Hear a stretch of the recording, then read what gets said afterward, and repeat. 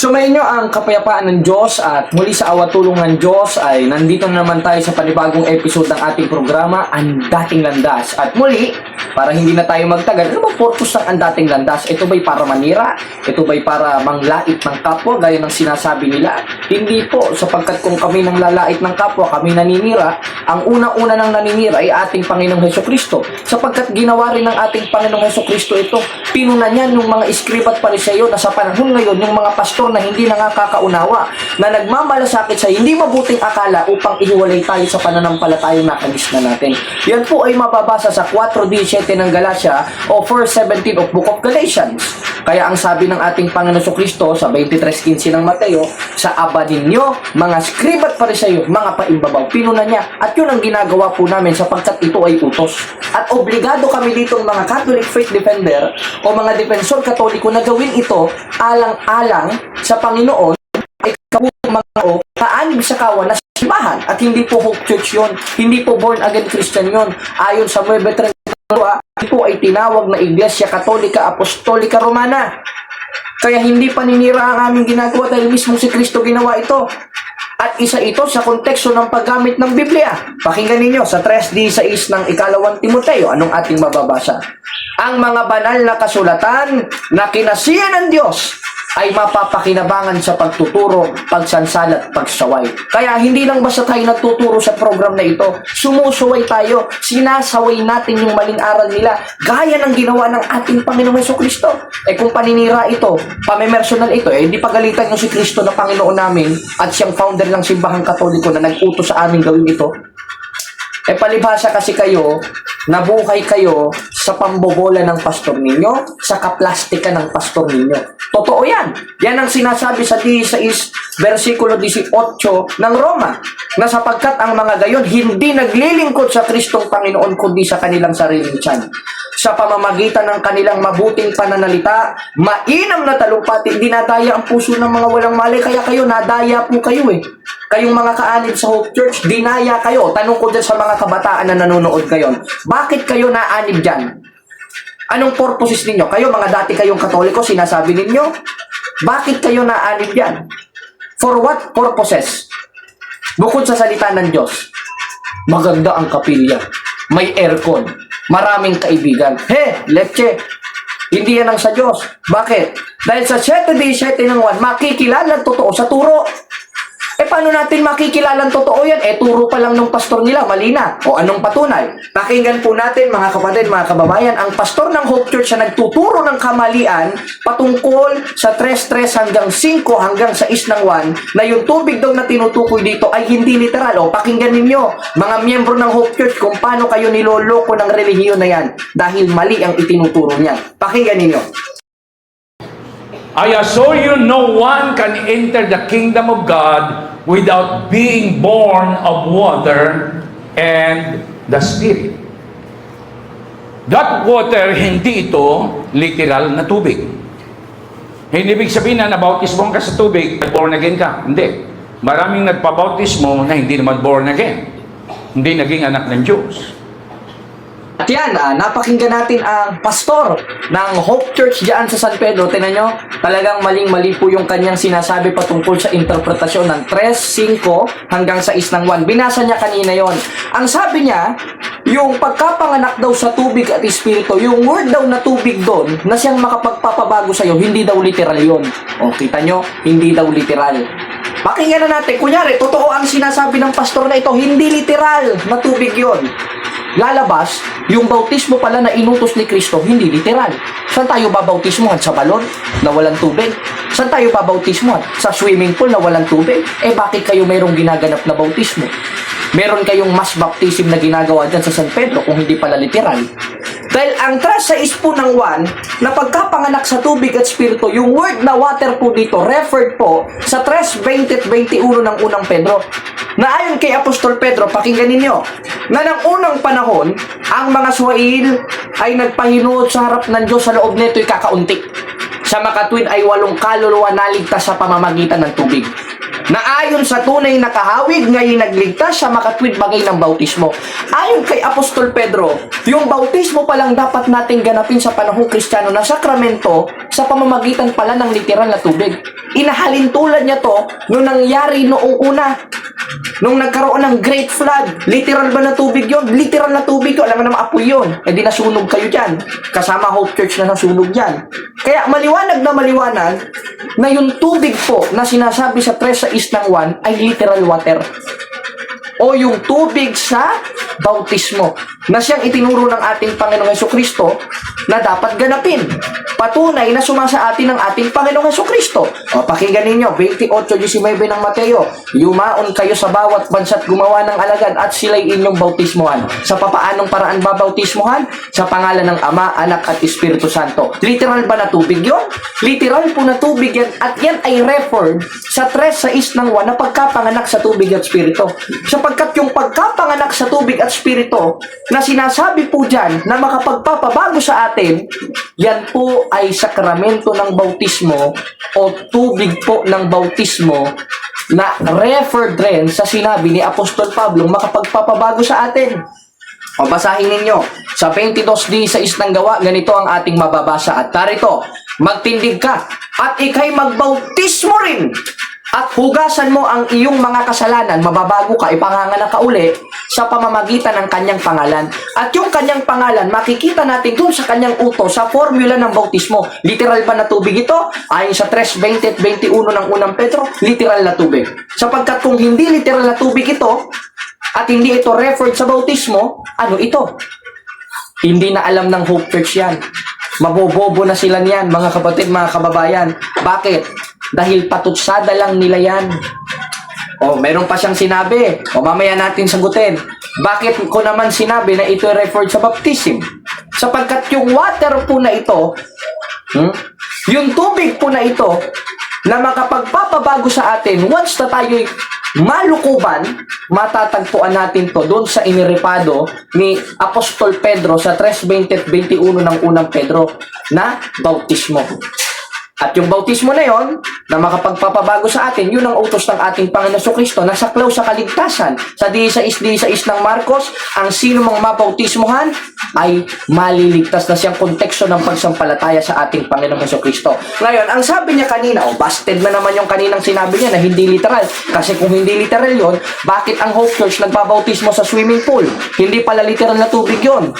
Kung hindi literal na tubig yon, mali pala si Apostol Pedro, ang ating Panginoong Hesukristo, pati si Juan na nagsulat ng 3 sa East ng 1. Mali! Pagpananampalataya ng Hope Church ang ating pakikinggan. Yung sabi niya, maraming nabautismo, hindi naman na-born again. Sa inyo yon. Alam na mga miyembro nyo yan. Nung nagtanong ako dyan, susuntukin ako. Hindi chismis ito, may papakita kong ebidensya, pero hindi ko ilalabas ngayon. Sa inyo lang kasi, dahil wala sa inyo yung tamang formula ng bautismo. At isa pa, ipagpalagay na natin, hindi daw nagiging anak ng Diyos. Tama ba? Mali. Sapagkat pag nabautismohan ka, tinanggap mo yung aral ni Kristo. Dahil ang pagtanggap kay Kristo, 12:48 ng 1, yung pagtatakol sa Kanya, pagtatakol sa utos niya.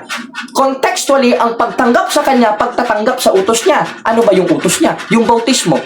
Ano ba yung bautismo? Makapagpapabago sa atin. Sa kanila, pag nababautismohan, sabi niya, marami daw hindi naboborn again pag nabautismohan, hindi nagiging anak ng Diyos. Tama ba yun? Mali. Dahil pag nabautismohan ka, automatically anak ka ng Diyos dahil tinanggap mo si Kristo, tinanggap ka ni Kristo, dahil tinanggap mo yung utos ni Kristo na bautismo, na siyang pagkapanganak sa tubig at Espiritu. Ano ka, pastor ng Hope Church? Hindi mo ba napag-aralan yan? Basahin natin sa Gis 34:35 ng Gawa para matuto kayo, tsaka yung mga miyembrong galit na galit. Anong sabi? Ang sabi sa Gis 34:35 ng Gawa, at binuka ni Pedro kanyang bibig at sinabi, tunay ngang natatalastas ko na ang Diyos ay hindi nagtatangi ng mga tao. Hindi pala nagtatangi ng mga tao kundi bawat bansa siya na may takot sa Kanya at gumagawa ng Kanyang katwiran. Katanggap-tanggap sa Kanya. Pag tinanggap ka ng Diyos, ano ka? 3:2 ng unang 1, mga minamahal, tayo'y anak ng Diyos. Ibig sabihin, pag tinanggap mo si Kristo, tinanggap mo yung utos ni Kristo, at isa dun yung bautismo, nabautismohan ka, anak ka ng Diyos. Ba't sa kanila hindi nagiging anak ng Diyos? Kasi wala sa inyo si Kristo. Itinatag lang kayo ng tao. Ikaw na nga mismo nagsabi niyan, Pastor Ke, na wala sa Hope Church ang katotohanan na kay Kristo.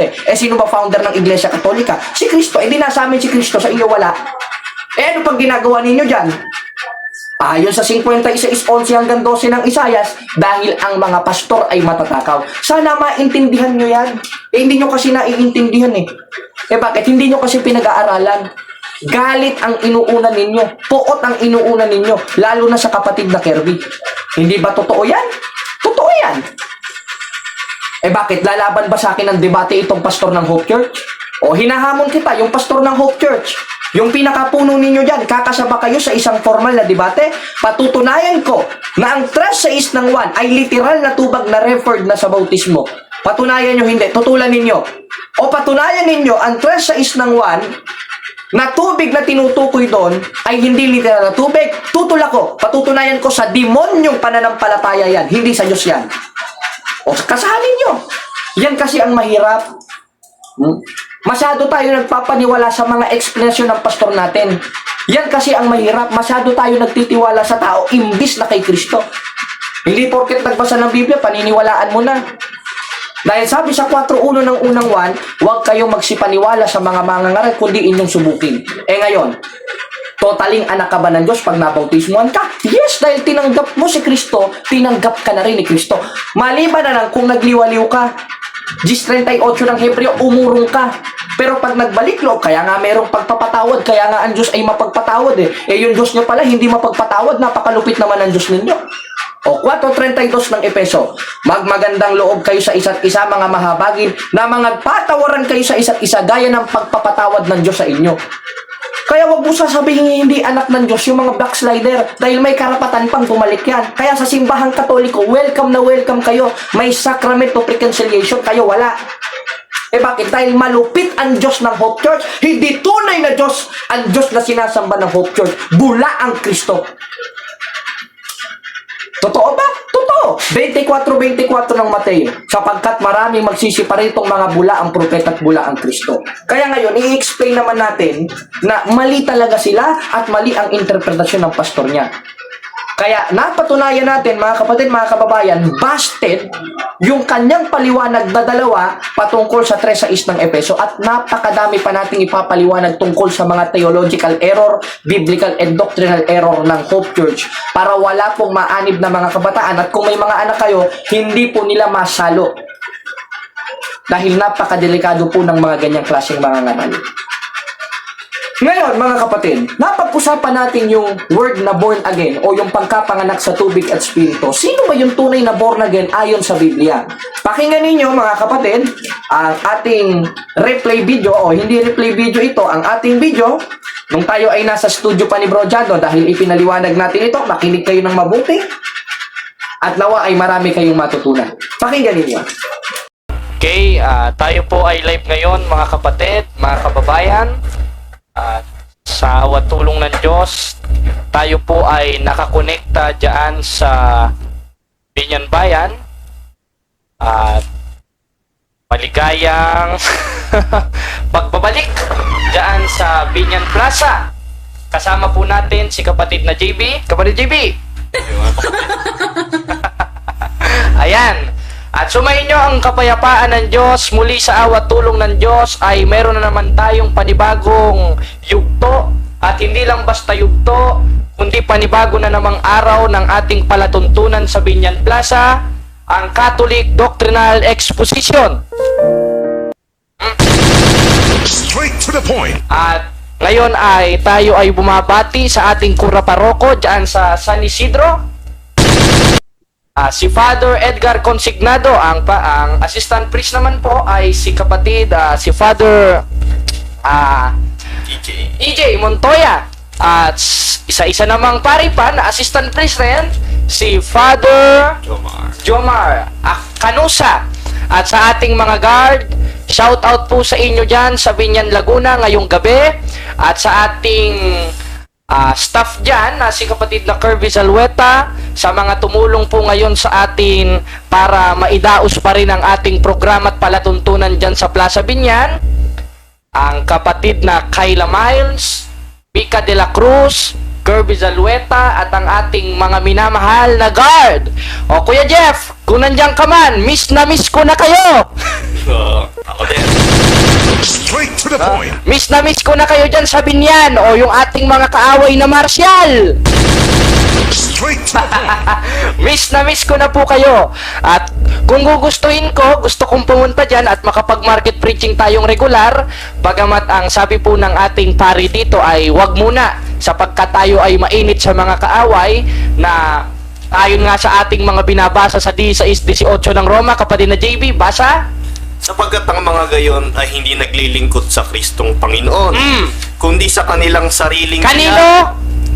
Sa tiyan, bro. Sa kanilang sariling tiyan. Yan ang mga pastor ngayon eh. Kaya hindi sila naglilingkod sa Kristong Panginoon. Sa papaanong paraan? Sa pamamagitan ng pagkipaglaban ng aral sa aral. 7:17 ng 1, kapatid na JB.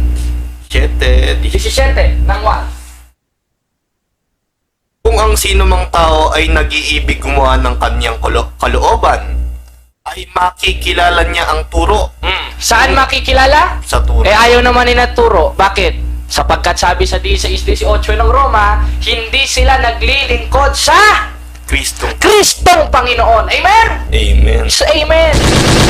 Straight to the point. Talagang straight to the point, mga kababayan, mga kapatid. At lubos po akong nagpapasalamat sa Diyos sapagkat tayo ay nasa paglago ng kaalaman. Sa pamamagitan nito ay connected tayo ngayon sa Binyan Plaza. O mga kapatid sa Binyan Plaza, alam kong dyan ngayon naghahari itong pastorotot ng Word of Faith Baptist Church na si John Mariano. Wag na wag po kayo magpapaloko. Kapatid na JB, ano masasabi mo? Huwag na okay magpapaloko at babalik kami dyan, pagka hindi na kami mainit sa mga protestante. Amen.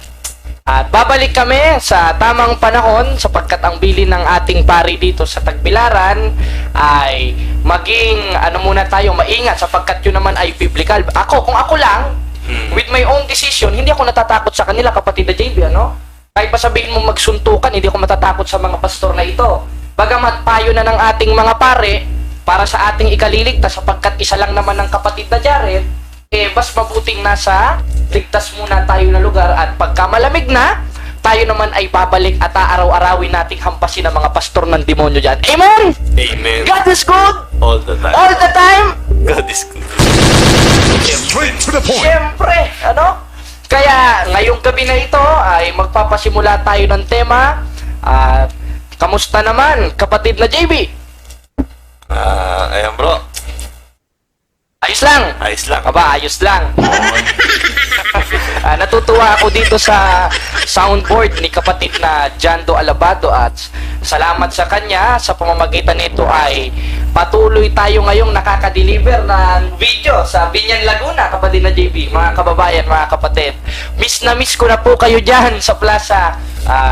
Kung pwede nga lang, pupunta talaga ako. Pero dahil desisyon ng pare, wala tayong magagawa sapagkat sila ay mga in persona in Christi na may otorisasyong galing mismo sa ating Panginoong Jesucristo. Basahin natin, kapatid na JB, sa 22:21 ng 1. Ganito po ang ating mababasa. Pakinggan nyo, mga kapatid dyan sa Binyan. Pakinggan nyo! 22. 21:22 ng 1. 22 ng 1. 21:22. Sinabi sa kanya ni Jesus, kung ibig ko siya'y manatili hanggang 20:22. 20. Sige. Pwede natin ilatag dyan, bro. Dyan na lang para mas madali, At nang masabi niya ito, sila'y hiningahan niya at sa kanila sinabi, tanggapin ninyo ang Espiritu Santo. Sa 21. 21. Sinabi ngang muli sa kanila ni Jesus, kapayapaan ang sumainyo.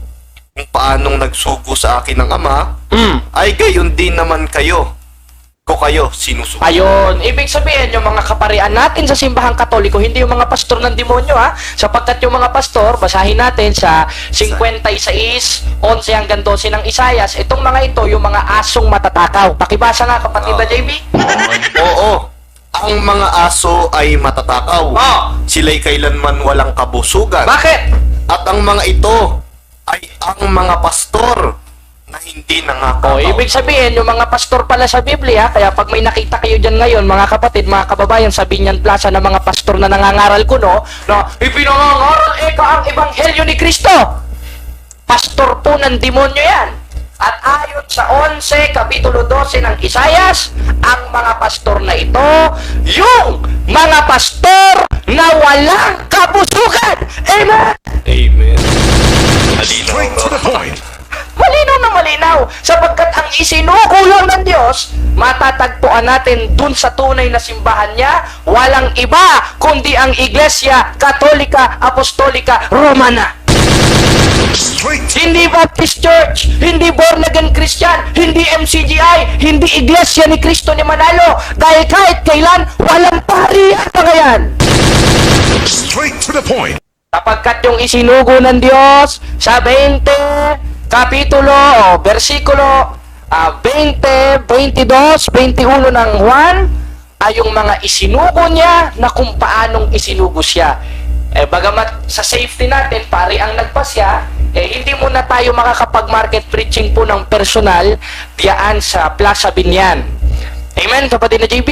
Amen. Kaya ang magtatalaga po muna na i-play itong live ay si kapatid na JB at para na rin sa kaayusan.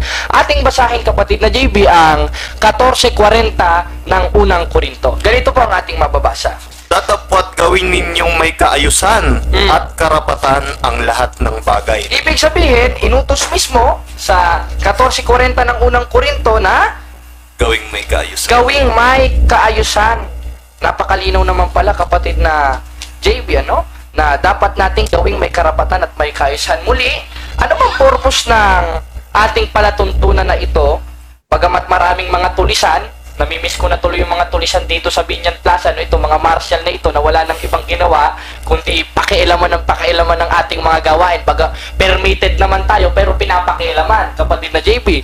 Talagang mga antikristo itong mga martial na ito. O kaya yung mga martial, o martial man, o kung hindi man martial, o itong mga kabalyeros na ito sa Binyan, magunos dili kayo, Diyos ang kinakalaban ninyo. Di ba kapatid na JB? Oo. Bakit? Dahil direktahan ninyong itinatakwil si Kristo sa pamamagitan ng pagtatakwil doon sa gawain ng simbahan na inutos mismo ni Kristo. Ating basahin kapatid na JB sa 12:48 ng 1, ganito po ang ating matutunghayan. Ang nagtatakwil sa akin at hindi tumatanggap ng aking pananalita ay yon ang nagtatakwil sa O akin. kaya malinaw na malinaw, mga kababayan, mga kapatid dyan sa Binyan, huwag kayong magpapaloko dyan sa mga, hindi lang sa mga pastor, kundi dyan sa mga nagpapanggap na alagad daw ng gobyerno kuno. Paano kayo naging alagad? O tama, alagad kayo ng gobyerno, pero hindi kayo naging alagad ng Diyos, edi impyerno rin ang punta nyo. Dahil direktang tinatakwil yung si Kristo sa pamamagitan ng pagtatakwil doon sa gawain ni Kristo na siya mismo nagputo sa kanyang simbahan. Na ano? Ikalawang Korinto 14:5. Ano ba yon? Sapagkat ang aming O pakikilaban pakikilaban Pakikilaban na ano? Suntukan ba? Di ba, Ay. kung nagsusuntukan yun, ang dapat niyong pakialaman. Bagamat wala pa naman nagsusuntukan, kayo ang may order dyan to peace. Peace naman ito. Gawain naman sa Panginoon ito. Pagpalagi mo nang nagsisigawan, hanggat walang nagsasakitan, huwag niyong pupunahin. Gawain sa Diyos yan, gawain sa simbahan niya, permitted kami dyan Tapos pinupunan ninyo. Amen. Bakit? Para lang sabihin na kumikilos kayo dyan. Para lang sabihin na kayo'y kapakipakinabang dyan. Magiging kapakipakinabang kayo kung hindi nyo papakialaman yung gawain ng simbahan, maghunos dili kayo. Straight to the point. Maghunos dili kayo. Manifestasyon yan na talagang mga antikristo kayo, mga demonyo. Straight to the Di point. ba kapatid ng TV? Bakit? Dahil maliwanag na maliwanag sa nabasa sa 12:48 ng 1, ang pagtatakwil kay Kristo, pagtatakwil sa aral ni Kristo. At isa doon sa aral ni Kristo, tuloy ang basa sa ikalawang Korinto 14:5, kapatid na JB, suntukan ba? Gaya ng pinapalabas nito na tayo daw ang nagkokos ng gulo. Nagkokos lang ng gulo dahil sa inyo. Hindi dahil sa amin. Dahil kung hindi kayo mangingialam dyan sa Plaza Binyan, walang gulong mangyayari. Straight to the point. Basahin natin, ikalawang Korinto 14:5, makipagsuntukan ba sinasabi diyan? sapagkat ang mga sandata ng aming pakikilaban ay hindi ukol sa laman, kundi sa harapan ng Diyos Tuloy. ay may kapangyarihang gumiba ng mga kuta. At, Siyang gumigiba ng mga maling o di ba? Ayaw nyo ba na gibain yung mga maling haka ng mga pastor ng demonyo dyan sa plaza? Palibasa kayo, demonyo rin kayo. Kaya kinakampihan nyo yung gawain sa demonyo, kinakalaban nyo yung gawain sa Diyos Saan napupunta itong mga ito? Hindi ako hahatol O, 10:27 ng Hebreo. Pasaway kayo. O, 10:27 ng Hebreo.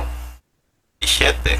Nakalagay, kundi isang kakilakilapot na paghahantay sa paghukom at isang kabangisan ng apoy na lalamon sa mga kaaway. Ibig sabihin, yung lalamon sa kaaway ng Diyos, kapatid na JB, yung pala yung dagat-dagatang apoy, yung pala yung impyerno. Sa makatwid, pag lumaban ka pala sa aral ng Diyos, konsiderado kang kaaway ng Diyos, impyerno aabutin mo.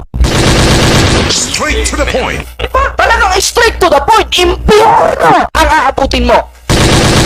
Straight to the point. Diba? O, pagpasensyahan nyo na mga kapatid kung ganito ang lumalabas sa aking ngala-ngala o sa aking bunganga. Hindi naman po ito para mag-entertain tayo ng mga tao dyan sa Plaza Binyan, kundi para kumprontahin sila. Sapagkat sabi nga ni Eli Soriano, kung walang kokontra sa mali, Lahat ng tao manito sa mali. at wala naman akong tutol doon sapagkat utos naman talagang kumontra ng mali. Sapagkat pag sinabi mo na dapat respetuhin ng mali, kakontra ka na ng Biblia, talagang sa demonyo ka. Straight to the O, point. di ba? Straight to the point talaga, tagtad talaga. O, basahin natin. 44 ng awit. Ano bang sinasabi sa Biblia, sa banal na kasulatan? 44. Talagang pasaway ito mga ito, maganda dito, hinahampas ng talata. Basa. Mapalad ang tao na ginagawang kanyang tiwala ang Panginoon. Sa paanong paraan gagawin nating tiwala sa Panginoon? Anong manifestasyon? Tuloy. At hindi ginagalang ang sumusunod sa kabulaan. Amen! Amen! Kapatid na JB. Ano eka? Yung tunay na pagtitiwala sa Panginoon kung talagang sa Diyos ka. At hindi ginagalang ang sumusunod sa kabulaan. Pakilakasan! At hindi ginagalang Hindi ginagawa. Alin? ang sumusunod Saan? sa kabulaan. Sa kabulaanan! Straight to the point. Hindi dapat ginagalang yung sumusunod sa kabulaanan, kaya bukok ka. Kapag ginagalang mo yung mali, alam mo na nga mali, re-respetuhin mo pa, utos doon, punahin makulit ka pala hindi talaga palang antikristo ka. O 1:13 ng Tito, basa kapatid na JP. Ang patutuong ito'y tunay dahil dito sawayin mong may kabagsikan. Sawayin mong may kabagsikan sila. Malamang sasabihin na naman ng mga martial na yan, sasabihin na naman ng mga born again na yan, na siyang nakikinig ngayon dyan sa Plaza Binyan. Wala ka naman ekang pag-ibig. In 5:44 of Book of John, o Matthew, we need to love our enemies. Bakit hindi ba pag-ibig yun? Ibig sabihin pala si Kristo walang pag-ibig. Yung mga apostoles pala walang pag-ibig, kapatid na JP. O mas mabuti, basahin mo yung 12:9 ng Roma na siyang konteksto ng pag-ibig na hindi pa imbabaw. Kung nabasa ba ng mga pastor na ito? Dahil gaya ng ating binasa sa 18 ng Roma, wala naman pong ibang gagawin yung mga pastor na yan kundi mamlastik. Hindi lang para mamlastik. Kundi kunyaring naglilingkod sa Kristong Panginoon, kundi sa kanilang sariling tiyan. Kaya nga lalaki ng tiyan ng mga pastor na yan Imbis na una yung Biblia, nauna yung tiyan, ang lalaki ng tiyan Except kay Bro Janto. Straight to the point. Except kay Bro Janto, hindi naman pastor si Bro Janto. Hindi naman pastor yung iba nating mga kapatid sa pananampalataya. Maaaring lumaki lang ang tiyan nila sa alak.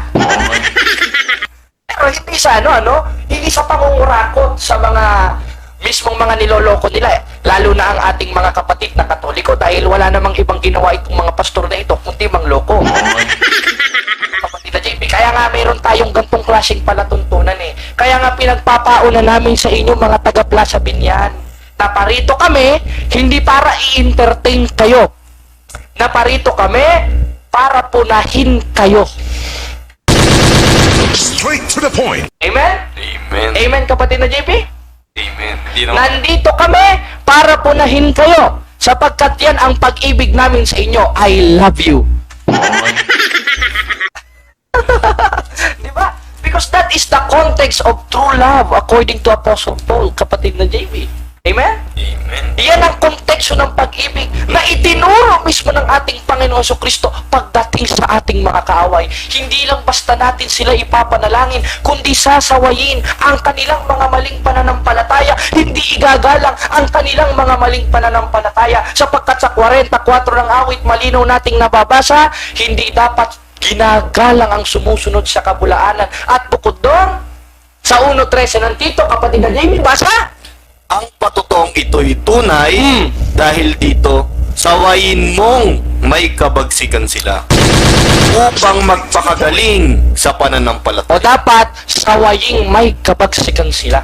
Yan po ang palatuntunan natin dito sa Plaza Binyan. Yan po ang ating gawain dito sa Plaza Binyan. Hindi po para manira, hindi po para mamersonal. Ito po'y ginagawa natin para mabuksan po ang ating pag-iisip. Kumbaga sa lata, hindi mo naman mabubuksan yung lata kung hindi mo tutuktukan. Hindi mo naman mabubuksan yung lata na may laman kung hindi mo talagang bubuksan ng madiin, ano?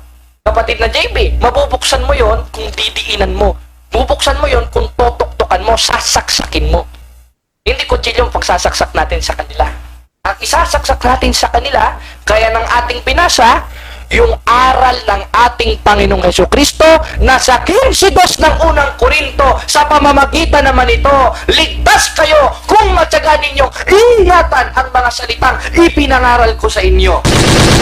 Straight to the point. Kaya, introduction pa lang yan, mga kapatid sa Binyan Plaza. Hindi pa po ito ang ating mismong paksa sapagkat dalawa po ang paksa natin ngayon at maaaring ipaulit-ulit na lang po natin kay kapatid na Kirby sapagkat sapat na po ito para magbukas ng pag-iisip ng ating mga kapatid na born again Christian dyan.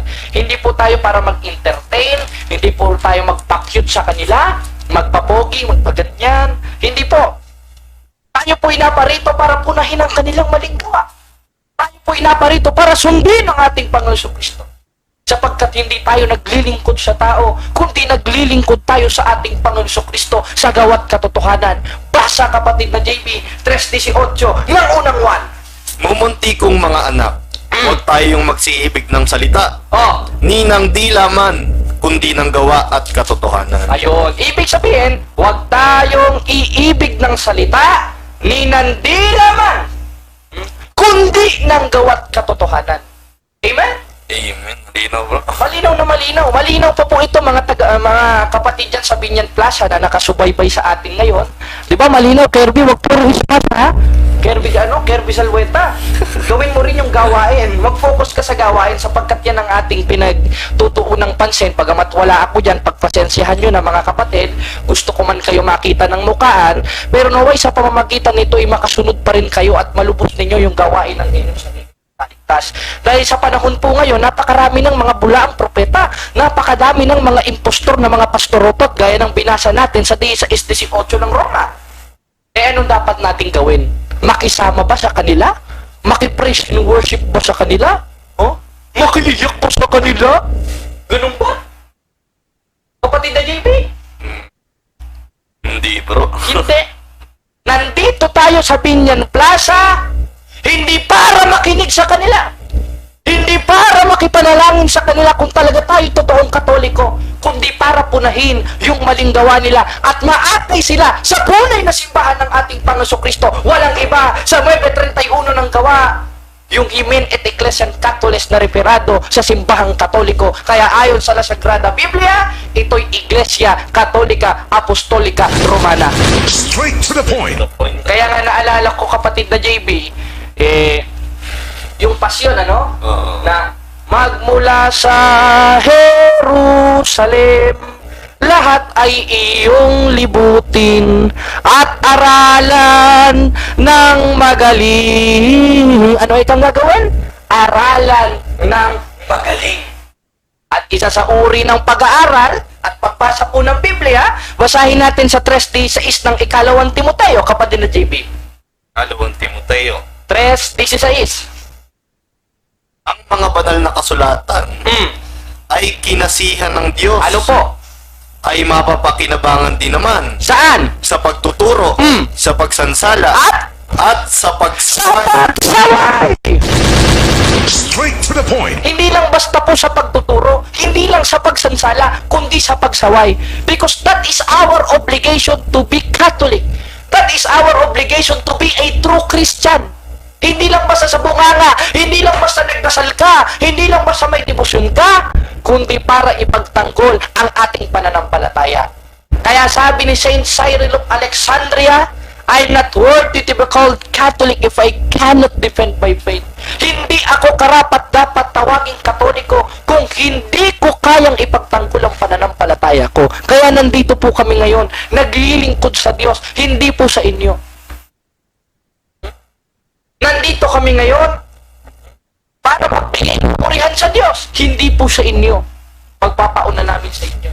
Kaya kung makakarinig man po kayo ng masasakit na salita galing sa amin, ay dapat lang po iyon para mabuksan po ang ating isipan. Halimbawa, kapatid na JB, ganito, di ba? Ikaw ay sinasaway ng magulang mo, hindi naman pwedeng makipagplastikan sa yung magulang mo. Pag sinabi ng magulang mo, tanga ka, abay talagang tanga ka. Kapatid na JB, di ba? Pag sinabi ng magulang mo, pasaway ka talaga. Dahil yun ang konteksto ng pag-ibig ng isang magulang. Yun ang konteksto ng pag-ibig ng isang nanay na nag-aaruga, nagmamahal sa kanyang anak upang hindi mapahamak ng kanyang anak. Kaya nga meron minsang mga magulang, mga kapatid, mga kababayan, hindi na pinapalabas ang kanilang mga anak. Dahil po yun sa pagmamahal bilang isang ina.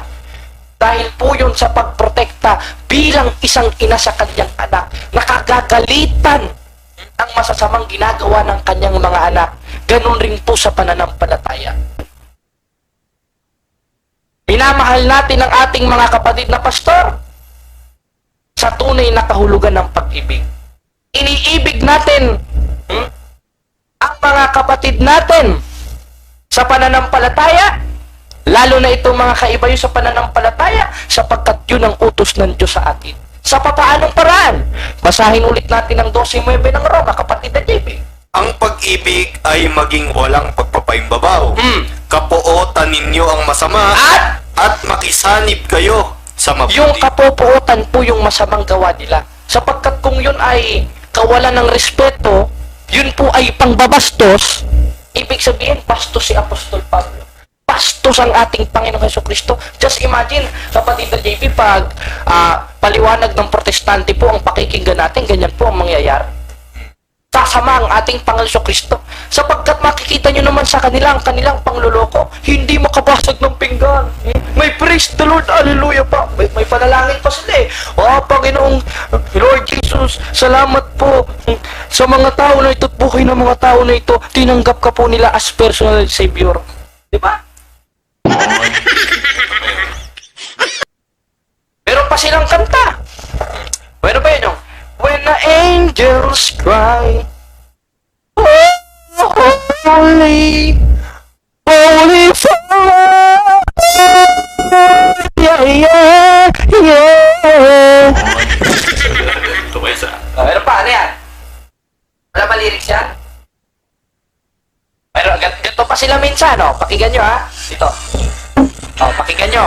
Ganito pa sila manalangin, eh. Huwag kayong magpapaloko, ha? Ganito yan. Ganito, diba? Example. Salamat po, Panginoon. Maraming salamat po. At nandito po ang mga taong ito. Nandito po ang mga bata na ito na tinanggap ka as personal Savior. Amen. Salamat po sa mga tao na ito. Sapagkat sila po ay tinanggap mo. Matagal na mo walang Diyos sa Pilipinas. Simula nang dumating ang simbahang Katoliko.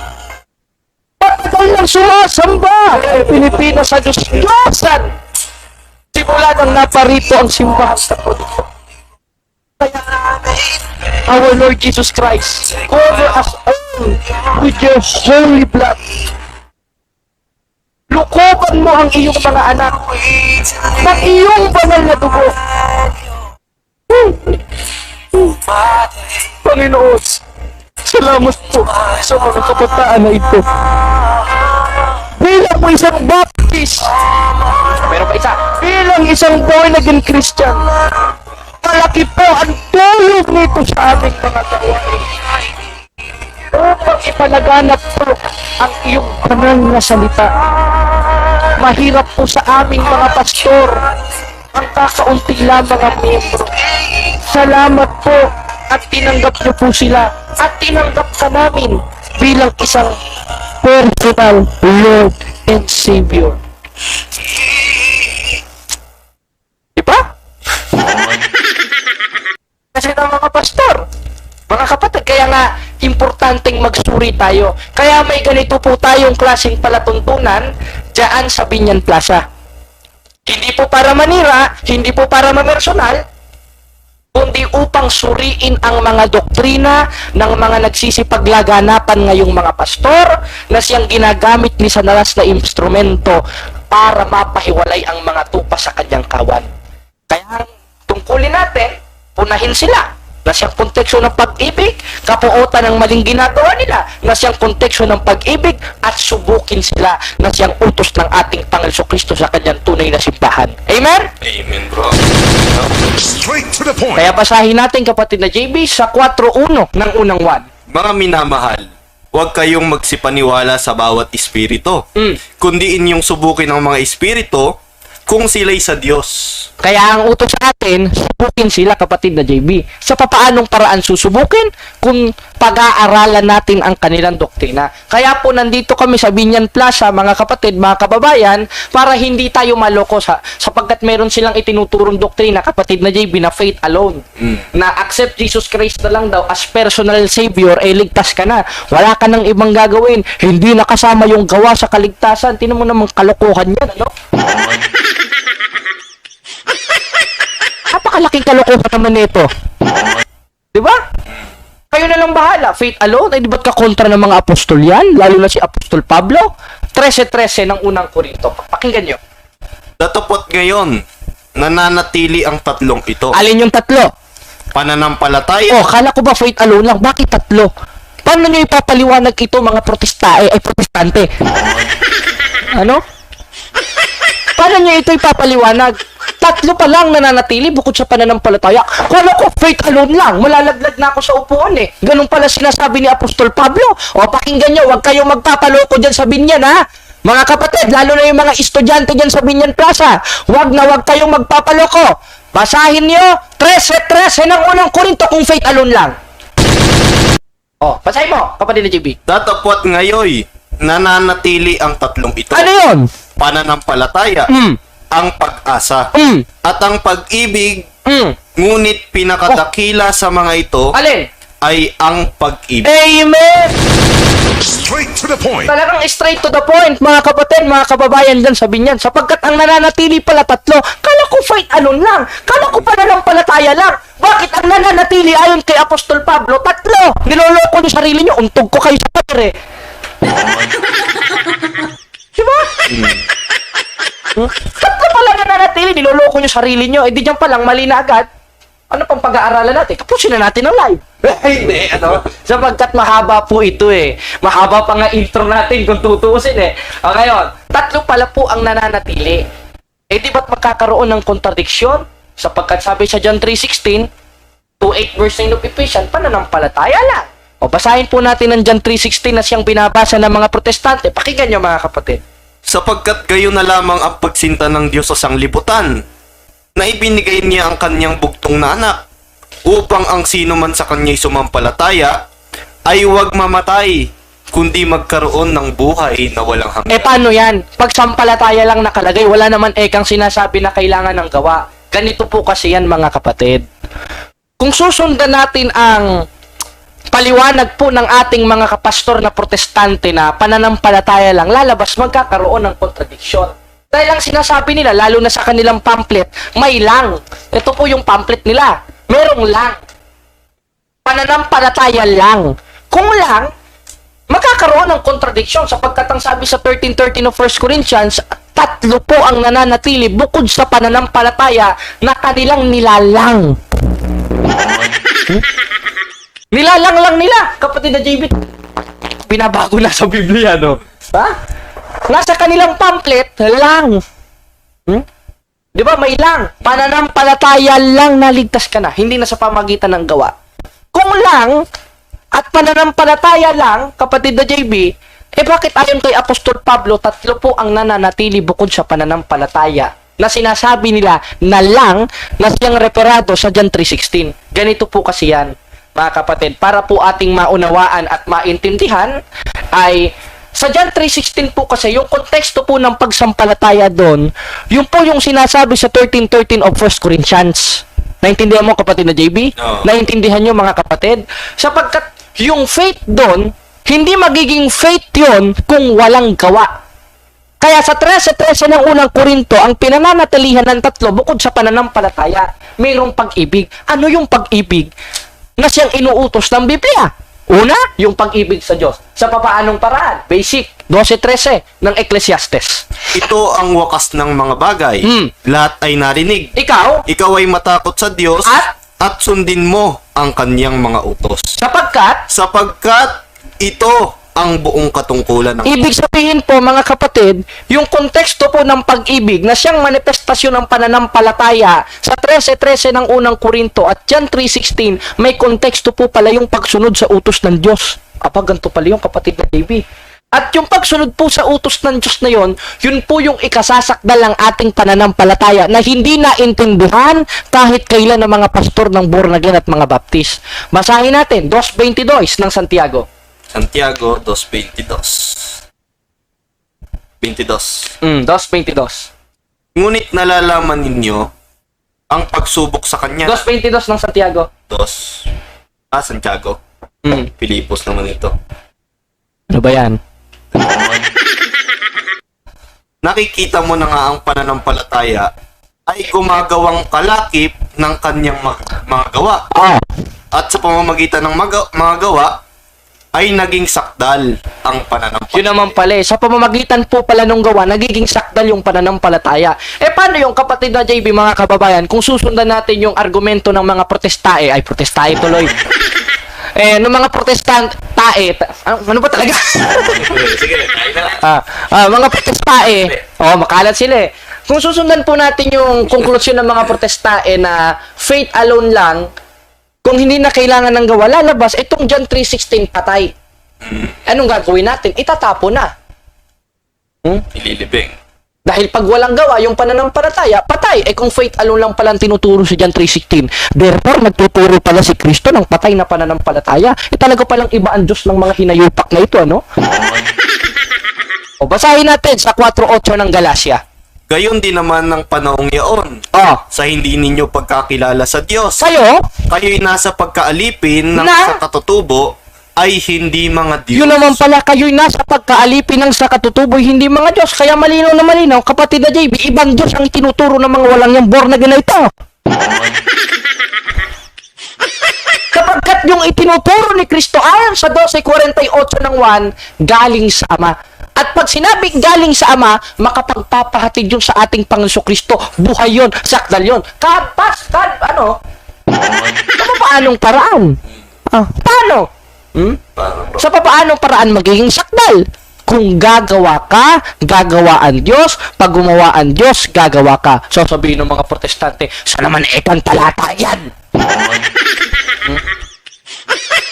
Wala sa Bible yan. Dagdag ng Katoliko yan. Totoo bang dagdag ng mga Katoliko? Magbasa ng Biblia nyo. O basahin mo, kapatid na JB, sa 2:12 hanggang 13 ng Filipos. Ganito po ang ating mababasa. Sapagkat Diyos ang gumagawa sa inyo, maging sa pagnanasa at sa kanyang paggawa, ayon sa kanyang mabuting kalooban. Sa 12. Kaya nga, mga minamahal ko, kung paano ang inyong laging pagsunod, na hindi lamang sa harapan ko, kundi bagkus ako'y wala na, ay lubusin ninyo ang gawain ng inyong sarili. Ayun. Ibig sabihin, lulubos ka, lulubos rin ng Diyos. Gagawa ka, gagawa rin ng Diyos. Straight to the point. Kaya maling-mali po yung mga inaaral ng mga protestante na, Christ na lang, tinapos na ni Christ yan, kahit wala na tayong gawin, magchismis na tayo, magnakaw na tayo, ligtas ka pa rin. Katangahan po yan, mga kapatid. Pasensya na ha. Meron bang tanga sa Biblia? Sa 3:3 ng Galacia, meron. Maliwanag na maliwanag. Sa sambayan ng Filipino version, Catholic Bible po ito. Basahin mo, kapatid na JB. Eto. Tangang-tanga na ba kayo? Ayun! Straight Nagsimula kayo sa espiritu, Ngayon magtatapos kayo sa laman? Ibig sabihin, meron palang tanga sa Biblia. Na ang manifestasyon yung mga pastor. Huwag ka na maingay, ha? Sapagkat kung konklusyon nila ang ating pakikinggan, magkakaroon po talaga ng kontradiksyon sa Biblia. Ngayon, yan po ang ating pag-aaralan. Introduction pa lang po yun, mga kapatid. Kalahating oras po ang ating introduction. Oh, hiningal ka. Hiningal rin ako, introduction pa lang. Ngayon, tama ba ang doktrina ng mga protestante na pananampalataya lang hindi na kailangan ng gawa? Ayon sa Biblia? Ang sagot, hindi. Sapagkat pinasa natin sa 13:13 ng unang Korinto, ang nananatili ang tatlo at ang pinakamahalaga doon, ang pag-ibig at ang konteksto ng pag-ibig, pagsunod sa utos ng Diyos na pag hindi natin sinunod, magiging patay ang ating pananampalataya. Kaya malinaw at maliwanag na maliwanag, lahat po ng mga nangangaral dyan sa Binyan Plaza ng mga born again na nagtuturo ng faith alone, hindi lang po sa demonyo, kundi patay ang kanilang pananampalatayang itinuturo dyan sa mga Katoliko. Huwag po kayo magpapaloko dyan. Straight to the point. Diba? Ano pa to? Dami namang... Ayun, may tadtad pa, no? May baril pa. Huwag kayong magpapaloko. Patay ang pananampalataya, patay yung Kristong ipinangangaral nila. Paano ito nasa Biblia? Wala akong pakialam. Ang tanong, kayo ba ang nag-compile ng Biblia? Kayo ba ang may karapatang magpaliwanag ng Biblia? Historically speaking pa lang Nung year 405 AD Nung year 405 AD, maliwanag. Na ano? Na ang nag-compile ng Biblia ay ang simbahang Katoliko. Ang nag-compile ng Biblia, si Pope Damasus and St. Jerome, historically speaking. Naririnig po yan, kapatid na JB, sa ating mic. Yung tinatype-type, ano? Ano ba kausap mo dyan? Girlfriend mo? Ayan. Ayun. Kaya, maliwanag, mga kapatid, na patay po ang kanilang pananampalataya, peki po ang kanilang Kristong ipinangangaral. Kaya wag po kayong maniniwala sa kanila. Stay lang po tayo sa simbahang Katoliko. Sapagkat si Kristo pong tunay ang pinakikilala natin, ano? Sapagkat iisa lang naman ang pinananatilihan ni Kristo. At ayon sa Araling Panlipunan sa 106, hindi ko lang nadala, nandun sa chapel, sapagkat si Kristo o si Jesus ay nasa simbahang Katoliko. And that page of the Educational Book of DepEd is referred to 28:20 of Book of Matthew. Na ano? Na ako'y sumasa inyong palagi hanggang sa katapusan ng panahon. Sapagkat nasa kanya lang simbahan ng ating Panginoong Jesucristo. Walang iba kundi ang Iglesia Katolika Apostolika Romana. Ngayon, tuloy tayo sa ating pinag-aaralan, kapatid na JP, ano? Ngayon, kung peking Kristo ang tinuturo nila, paano ba? Mali ba ang mga verso sa John 3:16? Mali ba ang mga verso sa 2:8 verse 9 of Ephesians? Hindi. Alin ang mali? Yung interpretasyon nila. Straight to the point. Diba, kapatid na JB? Amen? Mali po ang interpretasyon nila, hindi po ang Biblia.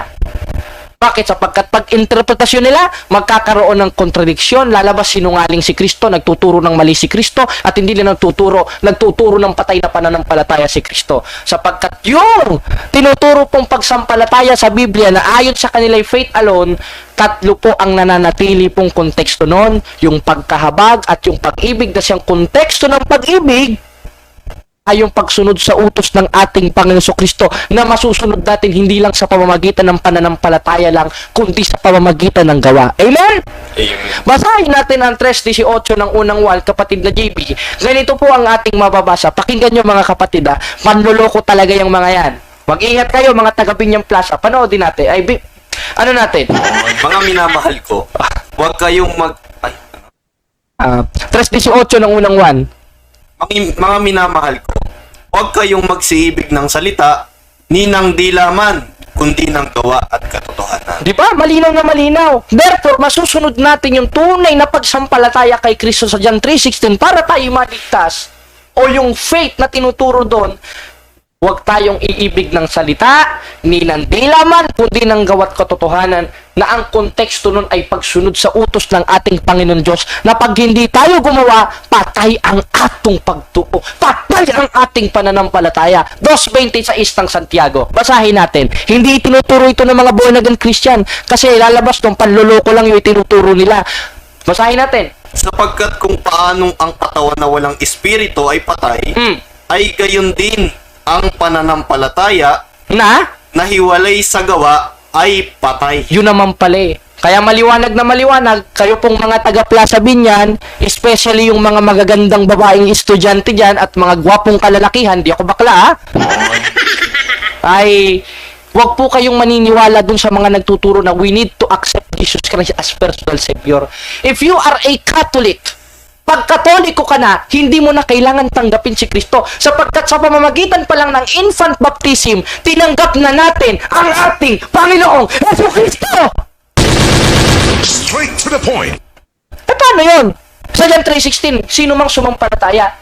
Para yun sa mga hindi pa nakakasampalataya. At yun ang mga nagtuturo na hindi na daw kailangan ng gawa para maligtas, na malinaw na siyang konteksto ng pagsampalataya sa John 3:16 na may konektado, preparado sa pag-ibig, na yung pag-ibig, yung pagsunod sa utos ng Diyos, na pag wala ka nun, patay ang pananampalataya mo. Na pag wala ka nun, hindi sakdal ang pananampalataya mo. Direktahan mong itinatakol si Kristo na dapat sa pagsampalatayan.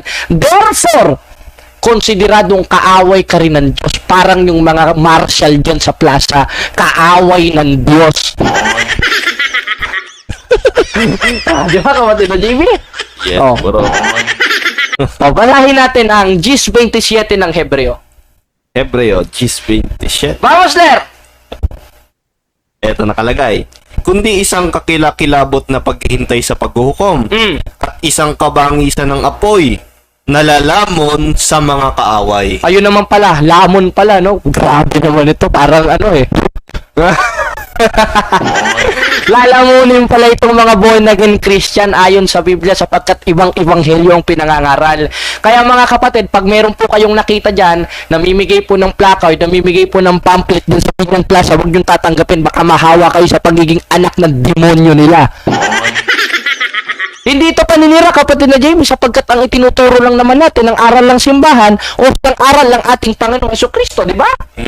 Na ano? Na yung pananampalataya na siyang konteksto ng pagtanggap kay Kristo, meron palang kalakip na pag-ibig. At yung konteksto ng pag-ibig, yung pagsunod sa utos ng ating Panginoong Jesucristo, at yung pagsunod sa utos ng ating Panginoong Jesucristo, ayon sa 3:18 ng unang 1, yung hindi ka iibig ng salita, para mga pastor ng mga demonyo na ito, ni ng dilaman, kundi ng gawat katotohanan, na siyang ikapagpapasakdal ang pananampalataya natin. Eh, paano kayon? Sa 2:8 verse 9 of Ephesians, pakibasa nga kapatid na JB, sabi dito, hindi na daw maliligtas sa pamamagitan ng gawa. No? Wait, verse na English ba? Oh, basahin natin. 2:8 verse 10 of Ephesians. English. Hindi ba kailangan ng gawa dyan? Tingnan nga natin kung anong klaseng gawa. Baka gawa ng mga nagsasabong ito, ano? For by grace are ye saved through faith, and not that our yourselves. It is the gift of God. Tuloy. Sa 9. Not of works, lest any man... Pakiulit nga. Not of works. Paano yan? Eh, yung pag pastor po ang nakabasa niyan, mga kapatid, yung hindi pinanggalingan ng Biblia, gaya ng simbahang Katoliko, sapagkat tayo lang naman po ang pinanggalingan ng Biblia, katunayan, pinatutunayan po ito ng Muslim. Yung kapatid nating si Rashid Indasan, pinatutunayan po ito, mga kapatid, na ang Biblia po is a Catholic book. Kinumpile po ng simbahang Katoliko. Hindi po ako magpapatunay nito si Ustad Rashid Indasan, ang national debater po ng Islam o Muslim dito sa Pilipinas. Pwede ba nating mapakinggan ito? Ito. Ito ha? Ito, pakinggan nyo. Ang nagkanalis ng Bible, Katoliko, hindi Baptist. Oh, hindi pala Baptist.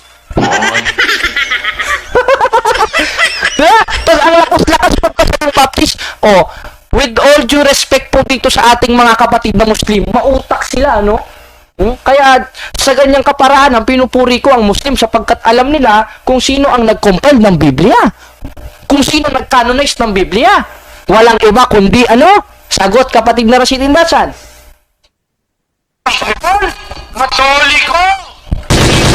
Straight to the point. Ano kapatid na JB? Katoliko. Eh, sino may karapatang magbasa ng Biblia? Katoliko. Katoliko, hindi Baptist. Kaya kayo mga Baptist, itapon nyo na Biblia ninyo. Pakialam, wala kayong kwenta mga aral, niloloko nyo mga tao. Lalo na din yung mga taga-binyan, mga loko-loko kayo, mga pastor kayo ng demonyo. Straight to the point. Panloloko sa kapwa-tao ginagawa ninyo. Bakit? Para pagkapirahan nyo kami. Tapos pagkatapos nyo kami pagkapirahan, sisiraan nyo yung dating pinanggalingan namin. Ayos kayo, kakapalang pagmumukha ninyo. Hampasin ko kayo ng Biblia eh. Straight to the point. Diba? O sasabihin, wala na naman tayong pag-ibig.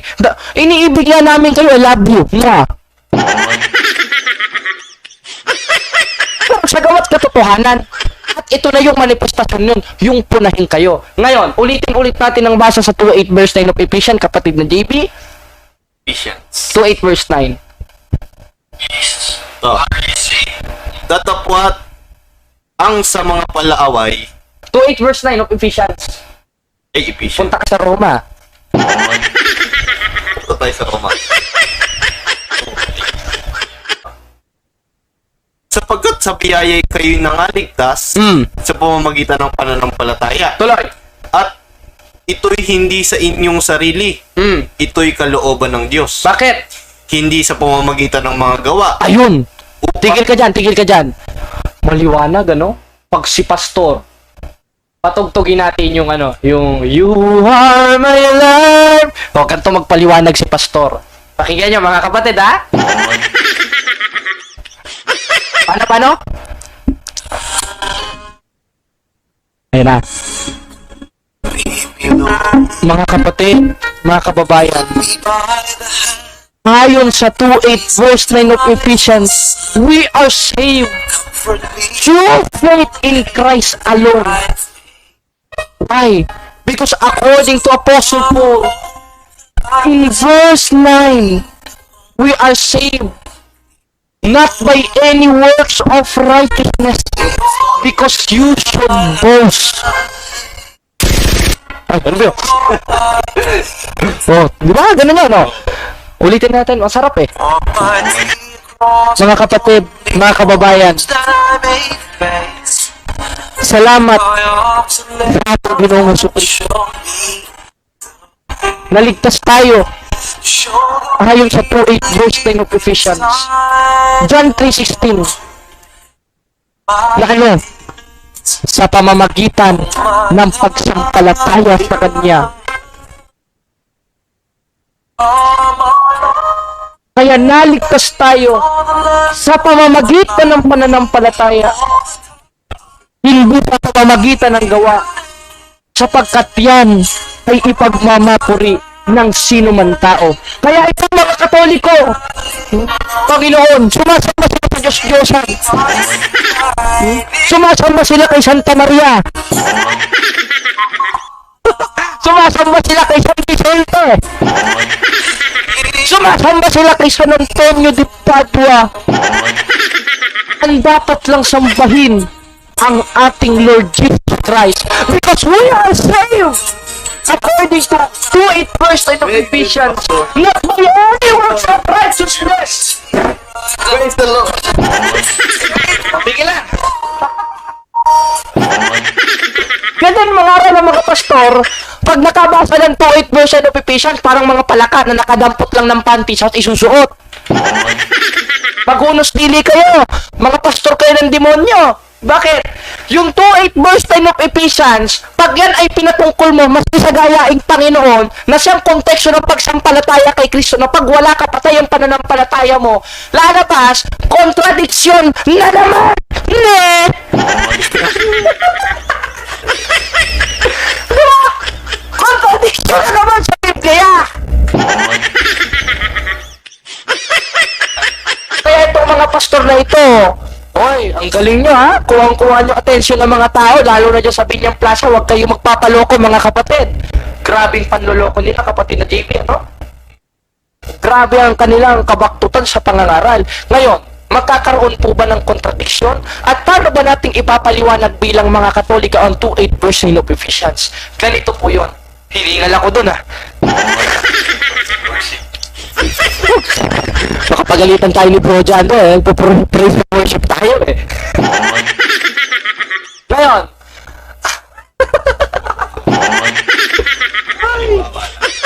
Nako, kawawa. Tunog muna ako ng buto, patunog muna ako ng buto. Paano po yun, yung 2:8 verse of Ephesians? Ganito po yan mga kapatid, makinig kayo mga kapatid dyan sa Binyan na siyang pinangangaralan ng mga pastor ng Baptist at ngayon yung naghahari-harian na dyan, Marianok, nok na yan. Yung 2:8 verse of Ephesians na in King James Version, not by any works of righteousness. Yung gawa po na tinutukoy dyan, yung gawang pang sarili mo lang tanga.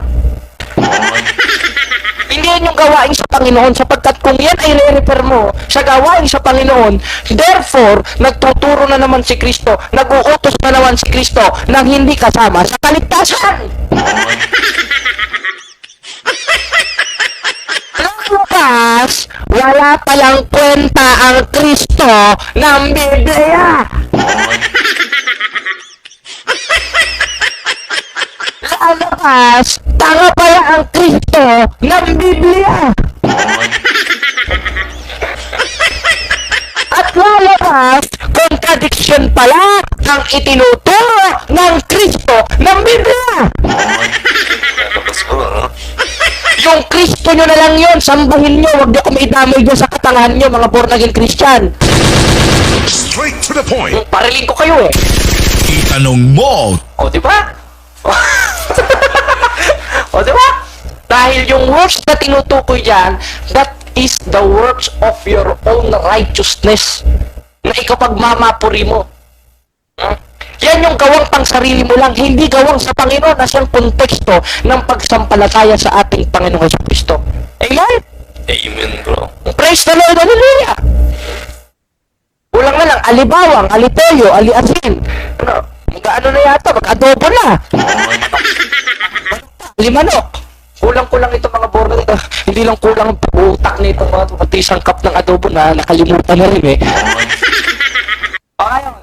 Naintindihan ba natin mga kapatid ang 2:8 verse of Ephesians 10 John 3:16? Ang sagot, yes. Katunayan, pinuputol nila yan Dahil yung gawang tinutukoy po sa Kapitulo 9 mga kapatid, yung gawa pong tinutukoy dyan, yung gawang pang sarili mo lang, hindi gawang sa Panginoon. Bakit? Abante sa Diyos, kapatid na JP. Sapagkat tayo'y kanyang gawa na nilalang kay Kristo Jesus para sa mabubuting gawa. Amen! Straight to the point. Amen! Hallelujah! Hallelujah! Praise the Lord! Hallelujah! Sagot! Hallelujah. Amen! Amen. Praise the Lord! Praise the Lord. O, di ba? Kaya pinuputol po ng mga pastor yan. Kaya kayo pong mga taga Binyan Plaza, mga estudyante, matatalino kayo, mga academic at cyber kayo, huwag kayong magpapaloko sa mga pastor. Ang tatalino nyong mga taga Binyan, huwag kayong magpababoy dyan. Huwag kayong magpaloko sa mga pastor na yan na taga Binyan rin. Mga manluloko yan, impacto na yan. Straight to the point. Diba? Ba't ayaw niyong ituloy sa Kapitulo 10? Hanggang 9 lang kayo, takot kayo, papasok kayo. Bakit? Pasa ulit, kapatid na JB. Sapagkat tayo'y kanyang gawa na nilalang kay Kristo Jesus para sa mabubuting gawa. Para sa mabubuting gawa na yung ikapapagpasakdal ng pananampalataya at bukod sa ikapagpapasakdal ng pananampalataya, kapatid na JB, yung po yung konteksto ng pagsunod sa ating Panginoon Kristo na siyang manifestasyon ng pag-ibig na siyang bunga ng pagsampalataya sa ating Panginoon Kristo. Kaya, pag hindi tayo gumawa at sinabi nating hindi kasama ang gawa sa kaligtasan, faith alone lang, lalabas patay ang pananampalataya talaga nating mga Katoliko. Bagamat magpasalamat tayo sa Diyos, nasa simbahang Katoliko tayo, magpasalamat tayo sa Diyos, sa kadahilanan na tayo tinawag niya sa kanyang banal na simbahan, hindi tayo naloko ng mga pastor, na unawaan po natin ang konteksto ng mga talatang pinagpuputol-putol nila. Straight to the point. Bakit? Dahil yung kautusan na yun na pagpapasakdal ng pananampalataya na siyang konteksto ng gawa, yan lang po ang kaparaanan upang mailapit tayo sa ating Panginoong Hesukristo. 3:24 ng Galasya, kapatid na JB, basa. Galasya. Ano pa ang kautusan? 3:24. Basahin natin. Ano pa ang kautusan ay siyang nagiging tagapagturo natin upang ihatid tayo kay Kristo. Diba? Yung kautusan ang siyang makapagpapahatid sa ating Panginoong Hesukristo. Amen. Straight to the point. Ngayon, sa papaanong paraan tayo maihahatid? Gaya ng nasa John 3:16 na binabasa nila, sa pamamagitan ng pagsampalataya sa Kanya. At yung konteksto po ng pagsampalataya, yun po yung pagsunod sa Kanyang utos, na magagawa lang natin kung hindi tayo iibig ng salita, hinandi laman, kundi ng gawa at katotohanan. Amen?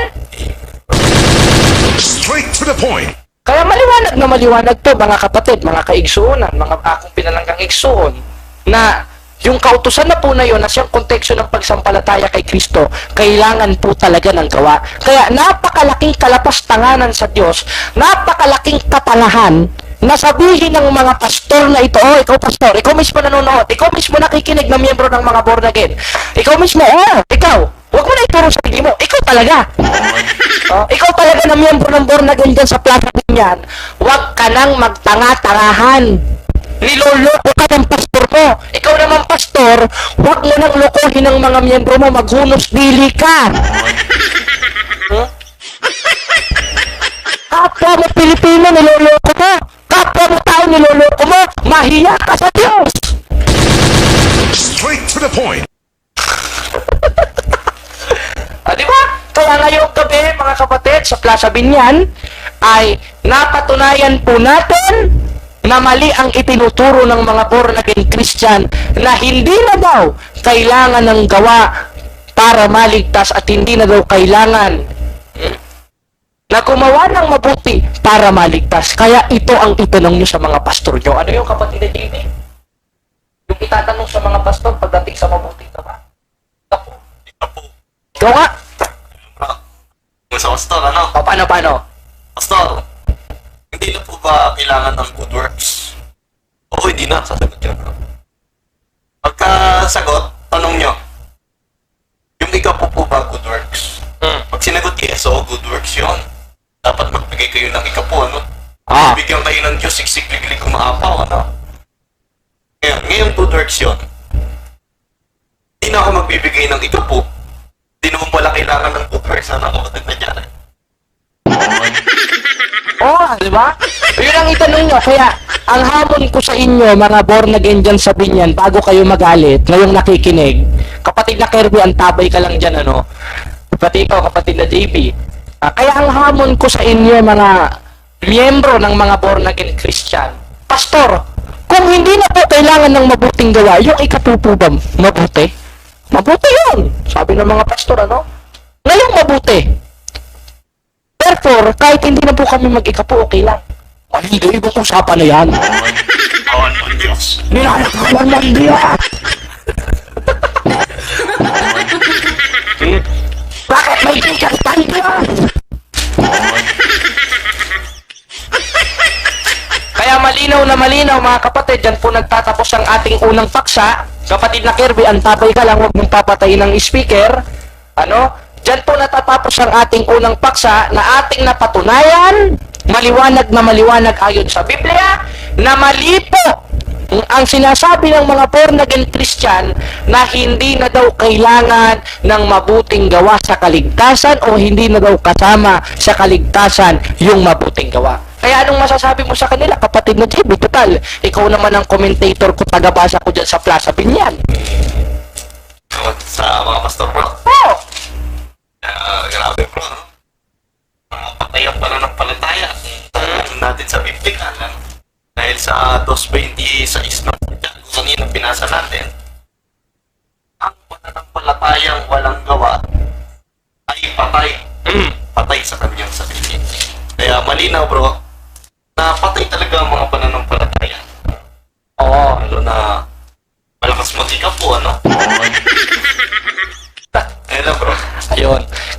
Kayo mga taga-Binyan, maghunos dili po kayo mga kapatid. Yung mga kabataan, yung mga estudyante, ang tatalino nyo. Ako, 70 lang ako. 70 lang yung mga grado ko sa school dahil hindi ko pinagtutuon ng pansin. Pero hindi ako naloko. Kayo pa kaya na matatalino? Matatalino kayo. Para sa inyong isip, kinikilala nyo si Kristo. Tanong, tama ba ang pagkilala nyo kay Kristo? Sa pamamagitan ng mga pastor ng demonyo na yun na nagtuturo ng taliwas sa kulto ni Kristo. Kaya ngayon, tuloy tayo sa ating main topic sapagkat yan lang ay aking pinagpauna para 2-in-1 na para hindi na mahirapang mag-play itong tagabi niya na si Kirby dahil alam kong tinatamad na naman ito. Puro ito is mas. Proceed na tayo sa ating tunay na paksa. Ngayon, sino nga ba yung tunay na born again na itinuturo po ng Biblia? Malamang ay sinasabi po ng mga born again Christian na kailangan po nating maging born again, mabago ulit para tayo maligtas at kilalanin ng ating Panginoon Kristo bilang mga tunay na Kristiyano. Ano po ang kanilang pinagbabatayan? Let us read Brother JB in King James Version of 3 verse 3 of Book of John. Let us read. John 3:3. 3:3. English. Ito. Jesus answered and said unto them, Verily, verily, verily, I say unto thee, except a man be born again, he cannot see the kingdom of God. Therefore, according to Apostle John, that he written that he here to our Lord Jesus Christ, we need to be born again, to be saved. So, what is the context of the true born again? Kaya baka tumulo yung natin ito, lalo na yung mga taga-Binyan, ano? Tagalogin lang natin, ano? Sa papaanong paraan ba tayo magiging born again? Ayon sa mga born again Christian, sumampalataya lang daw na yun naman ay ating dinabank ngayon bilang Katoliko o bilang mga tunay na Kristiyano na hindi lang po sapat ang pananampalataya. Kailangan po yung pananampalataya merong gawa para maging sapat ang ating pananampalataya. Kapatid na JB. Ngayon, sa tres ng 1, sinasabi, basahin natin sa Tagalog, kapatid na JB. Tres. Ating Biblia. Nakalagay.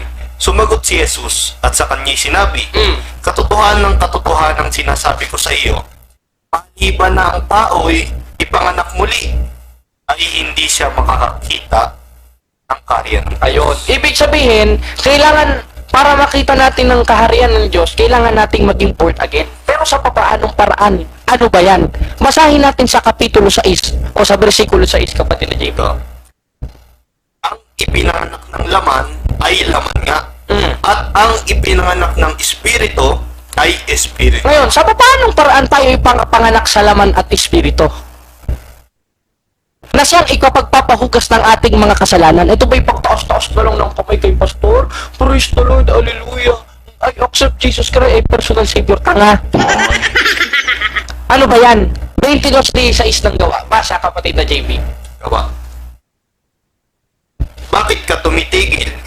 Magtindig ka at ikaw ay magbautismo. At hugasan mo ang iyong mga kasalanan na tumatawag sa kanyang pangalan. Ayun naman pala. Therefore, yung pagkapanganak po sa tubig at spirito para maging born again Christian, maliwanag na maliwanag po nating mababasa, kailangan po pala nating mahugasan para tayo mabago.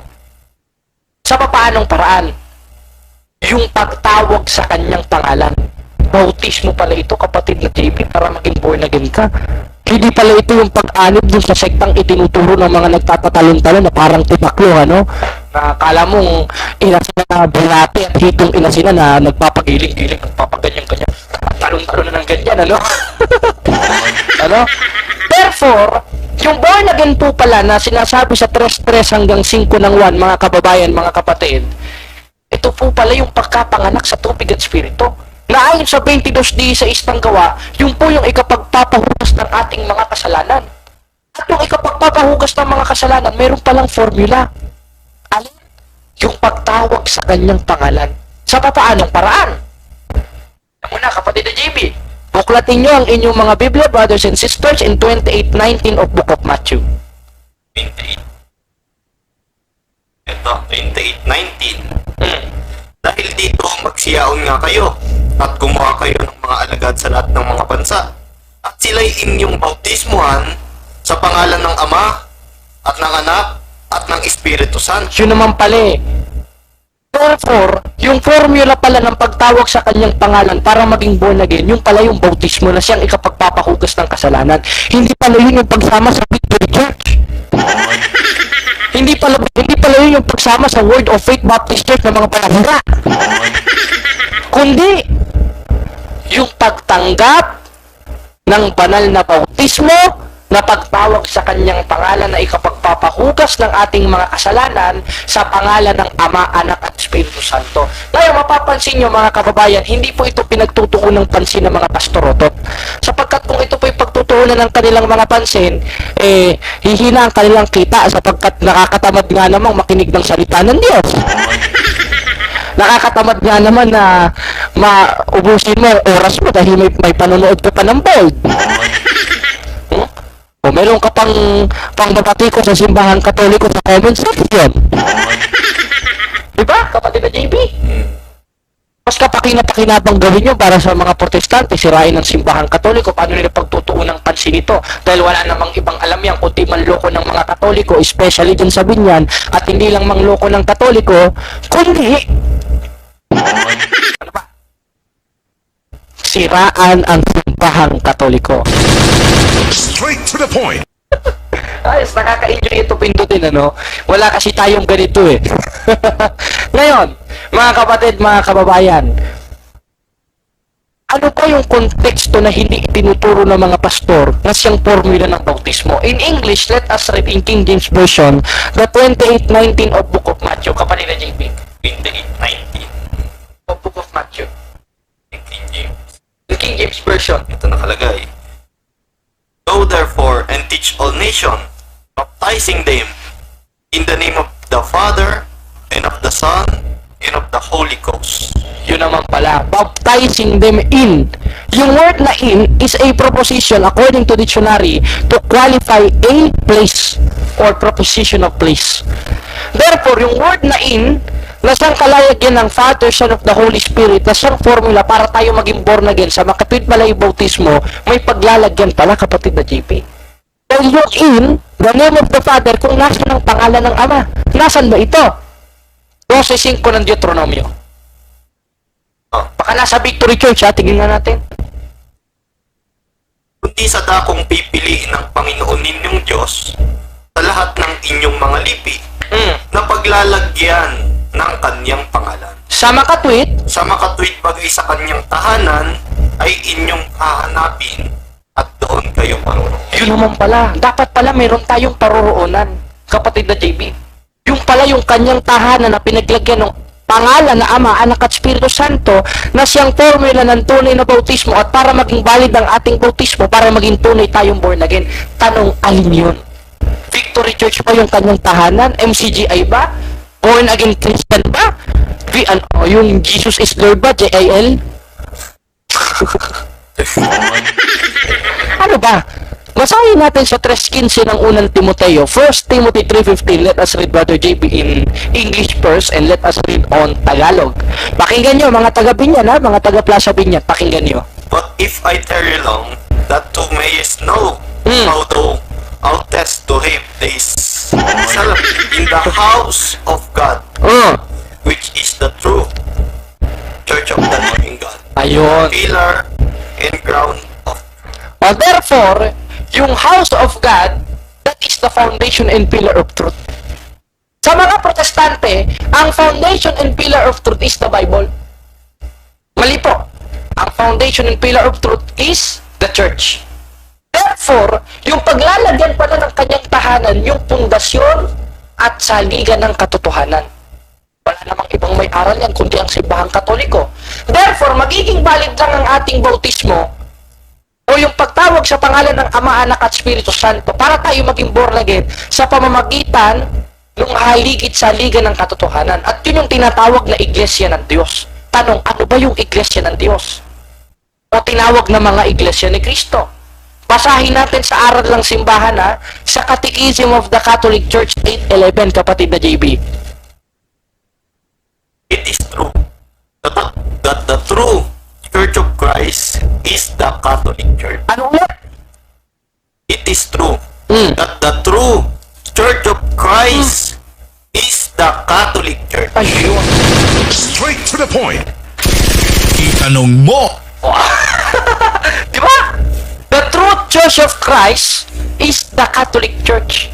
And the Church of Christ, according to the Bible, is the Church of God, that the foundation and pillar of truth, na siyang tahanan ng Diyos na dapat nating puntahan para mabautismohan tayo sa pangalan ng Ama, Anak at Espiritu Santo para tayo maging born again. Ibig sabihin, magiging born again tayo kung tayo nabautismohan sa tunay na simbahan, walang iba kundi ang simbahang Katoliko. Straight to the point. Kaya napatunayan natin, parang papira. Napatunayan natin, ang tunay na born again ayon po sa Biblia, yung nabautismohan kung nasa ng pangalan ng Ama, Anak at Espiritu Santo, hindi yun Victory Church, mabaho doon. Hindi yun His Life Church, mabantot doon. Hindi yun Baptist Church, amoy puwet doon. Kundi, sa simbahang Katoliko. Na ayon sa The New Book of Knowledge Encyclopedia, Volume 18, page 227, yun ang simbahan na itinayo ng ating Panginoong Kristo na ang sino man nabautismohan sa tahanan na yun na foundation and pillar of truth ay tunay na born again Christian. Amen? Amen. Kaya, kung ikaw ay nabautismohan sa simbahang Katoliko, kaanib ka sa simbahang Katoliko, hindi ka lang tunay na Kristiyano, tunay ka pa na born again Christian!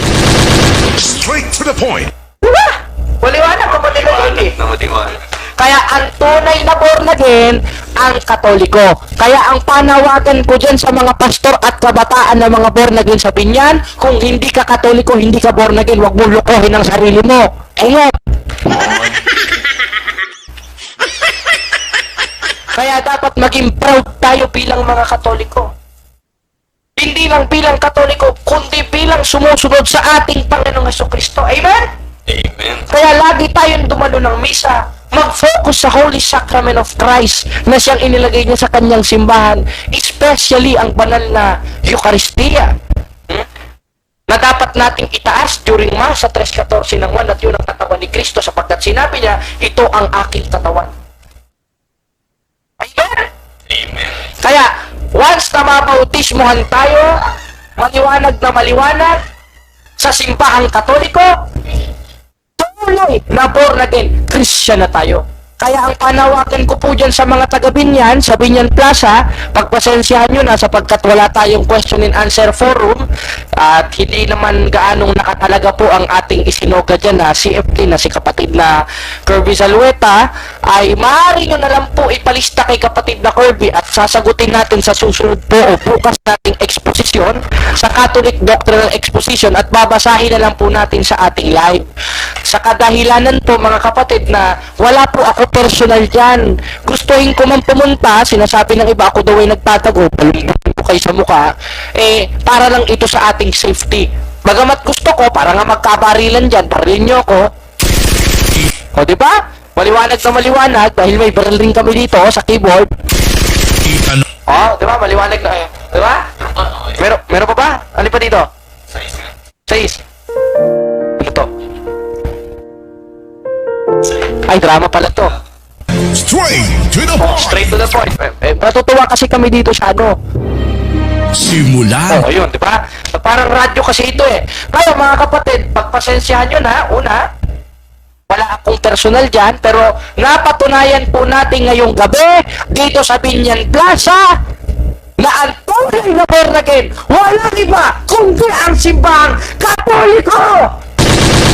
Straight to the point. Kaya once na Katoliko tayo, born again na tayo, hindi na natin kailangan sumama sa kanila sapagkat ang pagsama sa kanila ay isang heresiya o pagtalikod sa tunay na simbahan na manifestasyon ng pagiging hindi kinalulugdan ng ating Panginoong Hesukristo. 10:38 ng Hebreo, basa kapatid na JB. Kung ang aking lingkod na matuwid ay mabubuhay sa pananampalataya, ngunit siya'y umurong, ay hindi siya kalulugdan ng aking kaluluwa. Yun naman pala eh, hindi ka kalulugda ng aking kaluluwa pag umurong ka sa pananampalatayang Katoliko na tinanggap natin sa ating Panginoon Kristo. At isa po sa manifestasyon nun, yung sakramento ng bautismo, na pag tinanggap natin, magiging legit tayo na born again. Kaya pag ikaw ay Katoliko, kapatid, kayo mga nasa Binyan Plaza, born again na kayo. You are born again Christian. Amen? Amen. You are a true Christian, adopted son of God. Amen? Amen. Ang ganun yung mga pastor, no? God! May ganun pa sila. God! Pwede yan. Oh, kaya mga kapatid, mga kababayan, ngayon po ay na-deliver natin sa gabi na ito sa pamamagitan po ng conference o online streaming na ngayon po ay nakakonected sa Binyan Plaza. Dahil hindi po ako makapagtiis na hindi kami makatupad sa aming tungkulin, bagamat maraming banta, ay ipinagsasawalang bahala na po namin. Gustuhin nga, inuulit-ulit ko, gustuhin nga namin dyan, hindi po kami papayagan ng aming pari dito. Di ba kapatid na JP?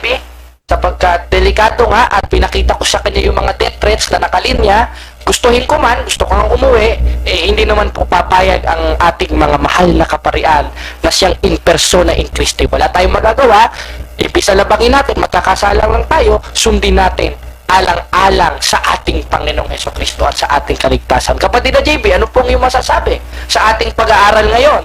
At ano ang iyong mababati ngayon sa mga nakikinig sa Plaza Binyan, especially itong mga kurikong na mga martial o itong mga tulisan? Gusto kong maanoan dyan yung pastor eh. Nakapastor. Matambay dyan nung pag Thursday, Martes. Ayan, babalik kami dyan, mag-antay ka lang. At wala kang maakay na Katoliko dyan dahil araw-araw tayong nagpa-market preaching dyan. Siguro yung mga tao dyan, mga akal na, Yun. Yun na, bro. Ano ulit kapatid JB? Matambay dyan nung Thursday. Parang malabo Ayan, babalik kami dyan, mag-antay ka lang. Patay sa kaya malinaw, bro. Parang nagala Dalawa. Hello? Nakalay pala dyan. Kailangan natin yung sound? Wait, Nag-ano yung sound eh. Ayan. Ba't ganon? Hello? May check. Hello? Hello? Pero okay naman kanina.